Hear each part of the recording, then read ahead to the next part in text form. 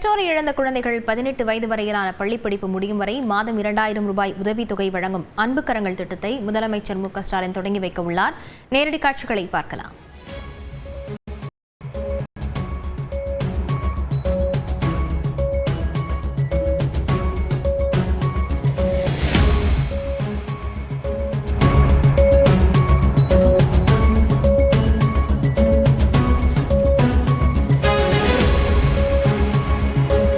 பெற்றோர் இருவரையும் இழந்த குழந்தைகளுக்கு மாதம் 2000 ரூபாய் உதவித்தொகை வழங்கும் திட்டத்தினை முதலமைச்சர் தொடங்கி வைத்திருக்கிறார். விவரங்களுடன் செய்தியாளர் அபினேஷ் இணைந்திருக்கிறார். அபினேஷ், விவரங்களை பதிவு செய்யலாம்.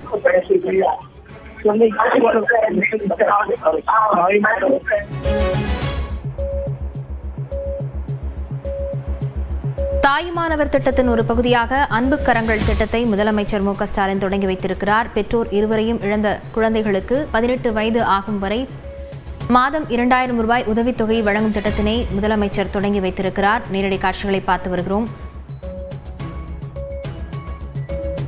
அன்பு கரங்கள் திட்டத்தை முதலமைச்சர் மு க ஸ்டாலின் தொடங்கி வைத்திருக்கிறார்.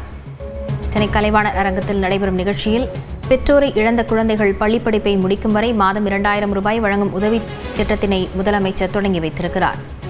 தாய்மானவர் திட்டத்தின் ஒரு பகுதியாக இந்த அன்பு கரங்கள் திட்டம் செயல்படவிருக்கிறது. விவரங்களுடன் அபினேஷ் இணைந்திருக்கிறார். அபினேஷ், விவரங்களை பதிவு செய்யலாம்.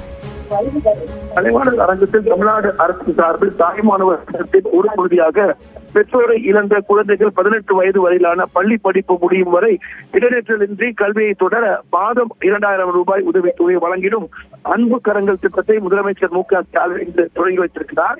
குறிப்பாக பெற்றோர் இருவரையும் இழந்திருக்கக்கூடிய குழந்தைகளை கண்டறிந்து அவர்களையும் தங்கி பயிலும் பள்ளிகளில் உண்டு உறைவிட பள்ளிகளில் படிக்க வைத்து அவர்களுக்கு உயர்கல்வி வரை பயில வைக்கக்கூடிய இந்த திட்டம் தான் இந்த அன்பு கரங்கள் திட்டம்.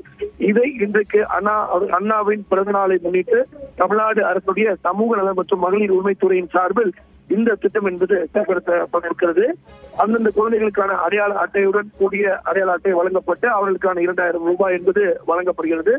மிக குறிப்பாக முதலமைச்சர் மு க ஸ்டாலின் பெற்றோர் இருவரையும் இழந்து 12ஆம் வகுப்பு வரை முடித்து பல்வேறு உயர்கல்வி நிறுவனங்களில் தமிழ்நாடு அரசின் முயற்சியால் சேர்க்கப்பட்டுள்ள மாணவ மாணவியர்களுக்கு மடிக்கணினி வழங்கக்கூடிய நிகழ்வும் இந்த நிகழ்ச்சியோடு சேர்ந்து நடைபெற இருக்கிறது. அந்த அடிப்படையில் அதனை இன்றைக்கு முதலமைச்சர் மு க ஸ்டாலின் இந்த திட்டத்தை தொடங்கி வைத்திருக்கிறார். லாவண்யா, விவரங்களுக்கு நன்றி அபினேஷ்.